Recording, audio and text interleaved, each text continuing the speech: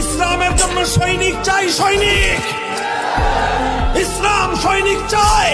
আল্লাহ পাক রব্বুল আলামিন তাদেরকেই পছন্দ করেন যারা তাদের রাত এবং দিনের সময়গুলোকে আল্লাহর দিনের সৈনিক হওয়ার জন্য উৎসর্গ করতে প্রস্তুত।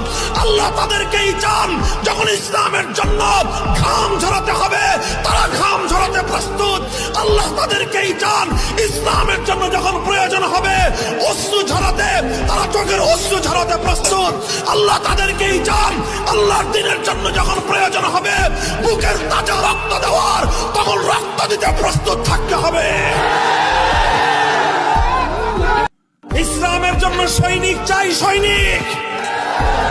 ইসলাম সৈনিক চায়।